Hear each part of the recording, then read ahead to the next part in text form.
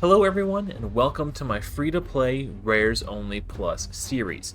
On this account, I'll be progressing through the game using champions who are rare, uncommon, or common, plus any champion who is free and permanently available to all players.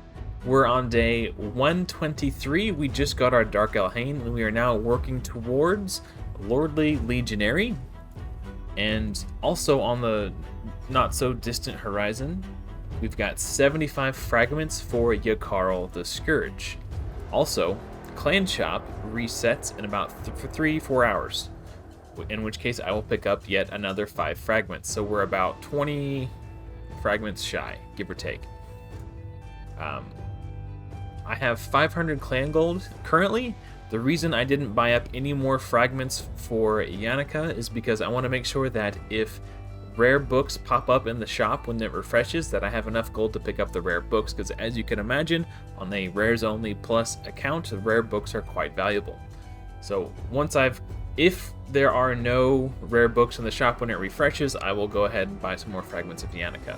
Clan vs Clan starts in about 4.5 hours, and I did something rather unusual. Normally I will save all of my arena tokens and tag arena tokens for Clan vs Clan, but I spent all but one of my tag arena tokens today, and the reason I did that was because specifically I was going for this essence up here. It's very high value, and as it stands currently, I can't farm high levels of Iron Twins, but I did finally start farming Iron Twins. So I started when it was void, so 2 days ago, and I did it yesterday on Spirit as well, which is the worst affinity for me because right now, Drexthar Blood Twin has just been soloing it. I have been using the assistance of Mr. Vanguard here for his resistance in all battles aura by 30. Just temporary. As soon as CVC starts, I've got enough medals to fill out the resistance in my Great Hall. It doesn't matter who you put in because they don't gain experience in Iron Twins. I just need them so that when they die, Drexthar gets some more speed.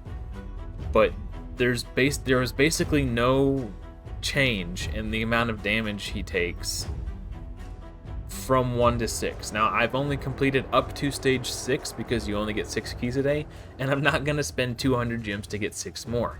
So I won't know if I can progress beyond that until a few more days. So I guess we'll have to tune in for next week's update.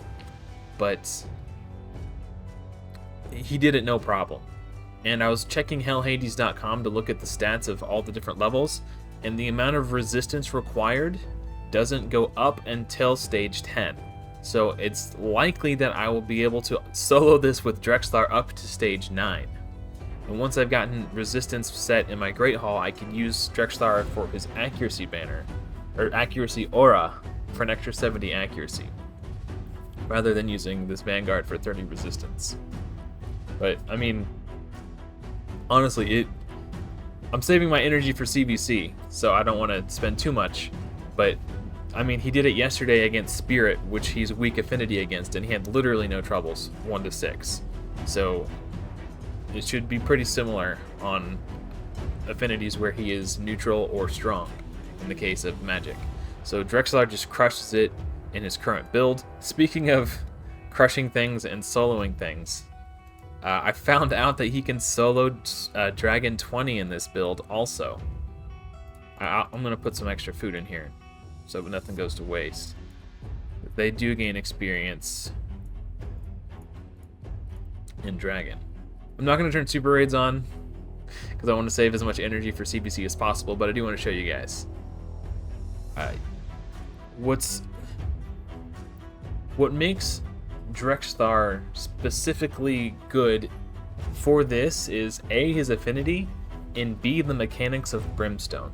So the mechanics of Brimstone reads, each hit has a chance to place the smite debuff.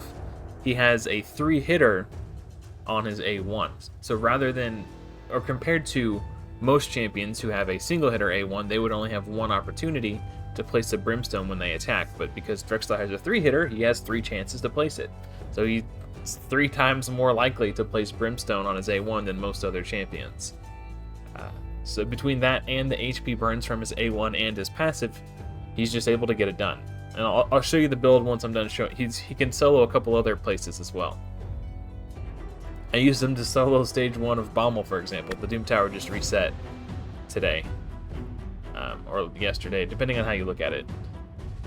Depending on your time zone, I guess. The Apothecaries can be quite a nuisance. But the waves are never even close to an issue. So we'll jump straight to the boss. Actually, let's rewind a little bit. I lied, we're not going to jump straight to the boss yet. The reason HP burns are so powerful, in case you're new and you're not familiar with the mechanic, whenever an enemy under HP burn takes a turn, they are dealt damage to themselves, and all of their allies are dealt damage equal to 3% of their max HP. So when you have 5 enemies, each of whom are under HP burn, they're constantly, they take damage themselves and they deal damage to their allies. And damage dealt from HP burns ignores defense, and it scales off the max HP.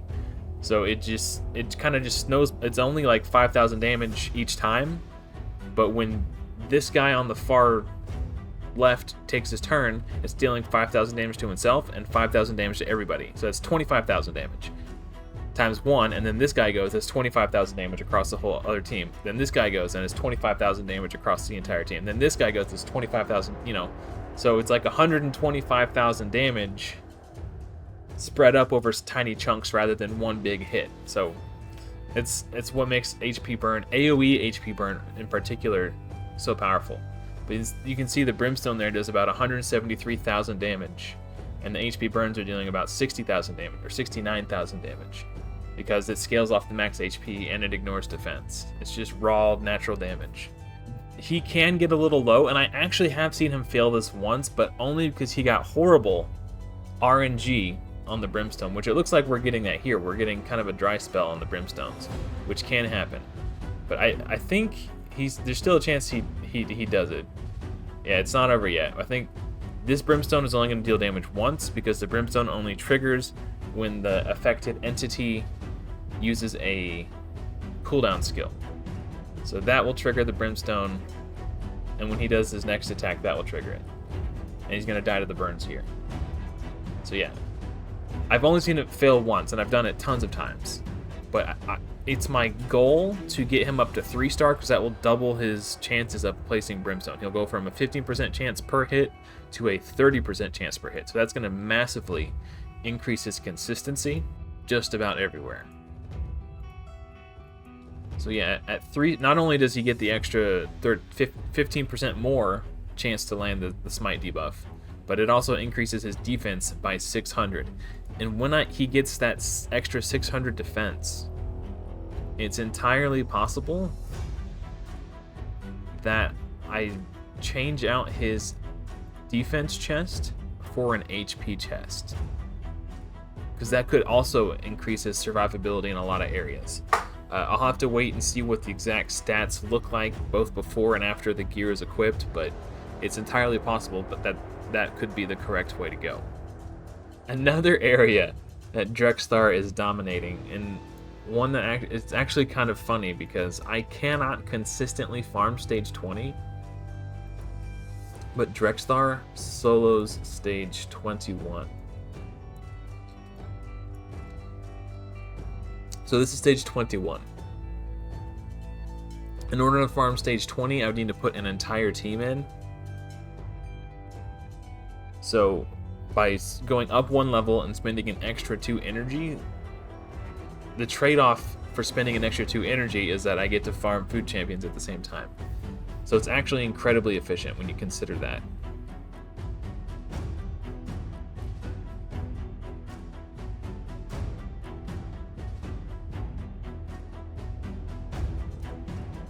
The second wave is actually a little bit more challenging than the first wave, because the Seekers in the second wave are turn meter boosting their entire team, as well as giving them increased attack, which is going to make them hit significantly harder.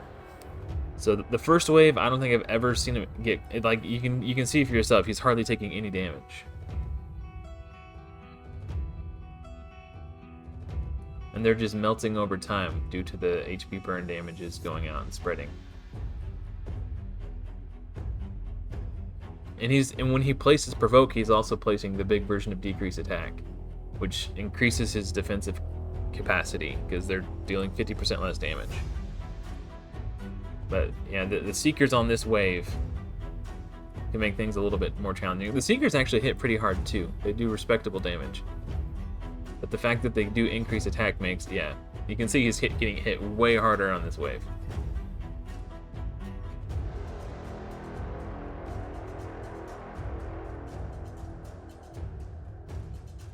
That increased attack buff makes a massive difference.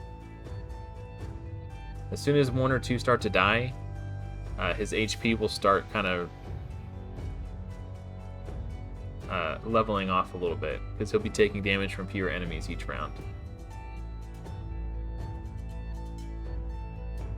Also, there's the increased crit rate from that rock beast too, so they could actually critically hit him. So now that 1 is dead, that's 25% less, or 20% less damage per round that he's going to take, because there's 20% fewer enemies attacking him. It looks like this rock beast on the back left is about to go down next. Yep, so now there's only 3.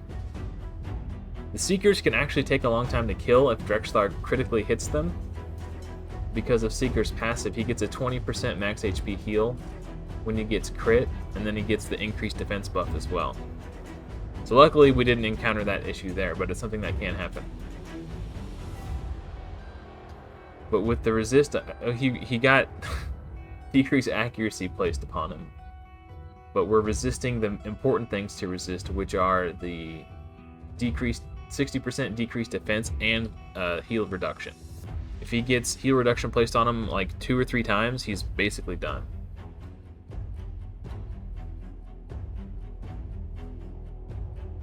Well, I'll show you the build, and I'll show you my Great Hall after this. We could take a little deeper dive into what's going on with his kit. We didn't get a single revive the entire time, because anytime his HP is pushed over the thresholds that would normally trigger his passive ability, Frigid Vengeance. Oh, sorry. It's in there somewhere. If damage from HP burn is what pushes him over those thresholds, he will not trigger his Frigid Vengeance, and therefore will not resurrect his allies. And we got a new best time. But yeah, even though I could solo 21, I'm still struggling on 20. Because Drexlar's actually weak affinity there. Which is why I kind of want to try to get him into an HP chest to increase his max HP, and hopefully that could potentially allow me to solo stage 20. It's going to be hard because he's weak affinity, but I'll show you my Great Hall. So he's a little bit short on resistance of where he needs to be. He's about 40 shy right now. But with the amount of medals I have in my Great Hall, I can easily pump this up to 6 and get the last 40 accurate resistance that I need to get him resistance capped for for the class, the traditional dungeons. But let's look at his build. He's in a regen set with HP percentage gloves and defense percentage chest. These are the same regen pieces I had last time I checked in with you guys, but because I got a new amulet, I no longer needed the perception set. So I broke the perception set to give him more stats, just using 2 broken sets here. But the amulet I got, well, okay, what happened was, if you tuned into the live stream, you may have seen, I got this amulet here, and I was hoping it would roll resistance, but it double rolled accuracy, and I considered to myself for a moment using a chaos ore to re-roll this gear to hopefully maybe get a resistance roll here instead. But then I was like, you know what? I got this 6-star epic piece. Let me roll that. If I get a triple roll, then I'll use a chaos ore on that. And that's exactly what I did. It was a crit damage roll here, and it started off as an HP amulet. And I got it's not really normal to pair HP amulets with crit damage in the substats. So with the triple crit damage roll, I used a Chaos Ore, and I was really hoping to get the triple roll resistance, but I'll take 50 accuracy. But because I got the 50 accuracy, I no longer needed the perception set. And we got a nice accuracy, it's a max accuracy roll at 12 here. So that was actually really nice, and that allowed us to put these gloves on, which had speed and resistance, and this chest piece, which had accuracy, speed, and resistance. And I ascended it into more HP, so that's really nice. It actually turned out really, really great. So his total stats, 56,000 HP, 4,000 defense, 200 speed, 267 resistance, and 233 accuracy. So in order to be resist capped for Spider, Fire Knight, Dragon, and Ice Golem, you need 305 resistance. So that's why I intend to increase my resistance in my Great Hall when CBC starts. And that'll put me to 307, so I'll be 2 over the cap. But yeah, like this is a solid build, but it's not like a crazy build. I'm 4 months into the game free to play. But we'll show you his masteries too. I basically just came down here to Unshakable to get the extra 50 resist.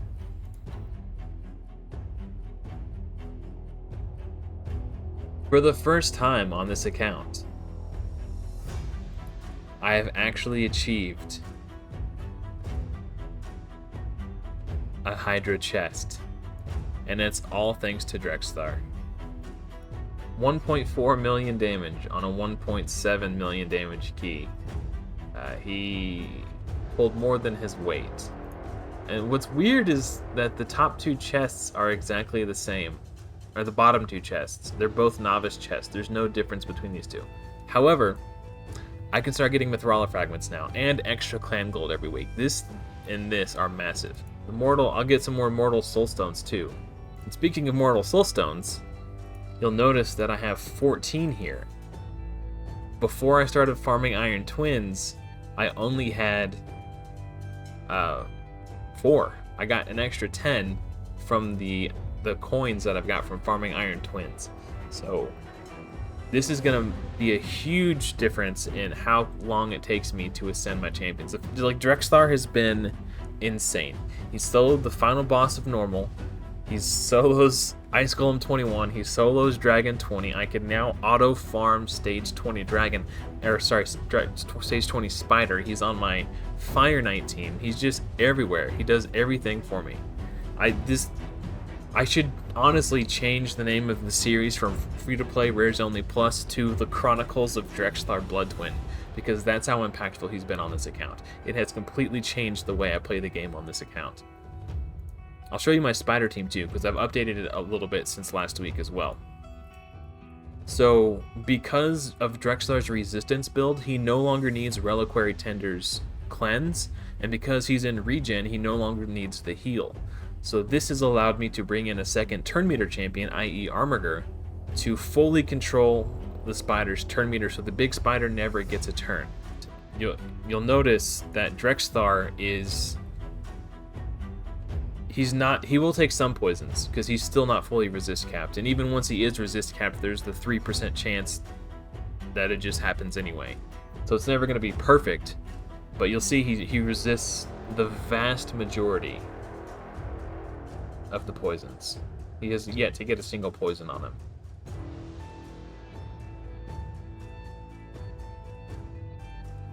But yeah, once I get my Yakarl the Scourge, I will no longer have to rely on Bellower and a stun set for progression in other areas, because I'll have a better crowd control champion, and I can move Bellower back into a damage build to be a second campaign farmer once again, which I haven't done any campaign farming really since I changed his build.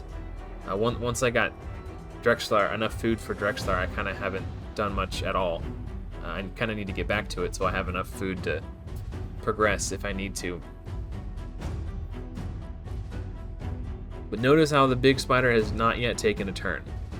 Now, if you wanted to replicate something like this on your own, you don't necessarily need exactly Bellower. You just need a crowd control champion to prevent Drexthar from being attacked constantly. He still does need to be attacked to some degree, because his HP burns only get applied to the Spiderlings from his passive, and that happens when he gets attacked. But any two crowd control, or sorry, turn meter champions can help you manipulate the spider's turn meter. It could be two Armigers, it could be one Armiger and one Cold Heart, it could be two Cold Hearts, it could be a Cold Heart and a Soulbond Bowyer. Yeah, it just, whoever you have access to, really. The big version of decreased speed never got placed on the spider from Haikatoon. She's slacking. But it looks like we're going to be okay. I think this is a Heartseeker here from Cold Heart. As long as she gets a turn in before the spider does, yeah. So even without Haikatoon's big version of decreased speed, we still managed to get it done. Another thing I'm going to start doing, starting today, is I'm going to start hard focusing these Arbiter missions. Now that I can clear all the stage 20 dungeons, it will be a breeze. The biggest pain in the butt is going to just be going back and doing it all. I honestly should have been working on this as I went along, but I was pretty... what's the word for it? I couldn't be bothered, I guess you can say, or couldn't be arsed, as my friend Dan would say. But yeah, like, there's really nothing stopping me. The potion keeps, this is the main reason I haven't been keeping up on it, because it's a pain in the butt to farm these. I don't really need to farm these. I get plenty of potions from Clan Boss every day.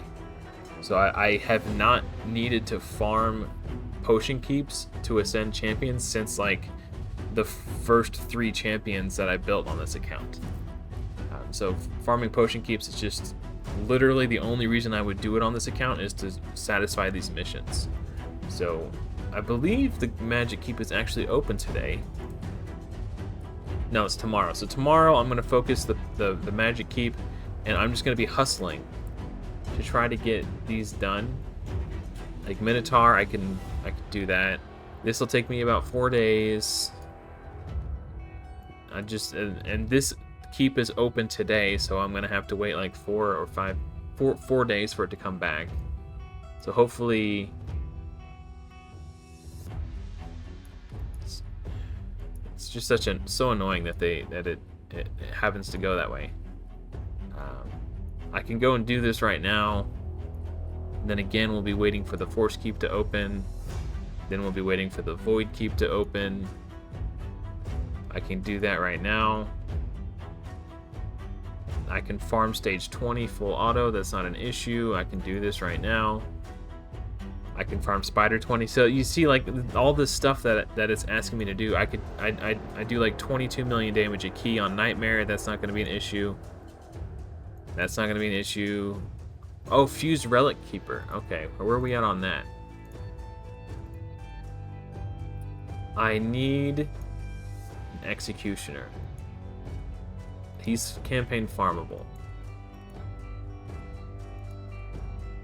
Yeah, so maybe I'll go up and farm an Executioner while I'm waiting for the potion keeps to unlock, so I can be ready to fuse the Relic Keeper. Honestly, I think we'll probably have Arbiter in a couple weeks, maybe, depending on how long it takes for these potion keeps to unlock.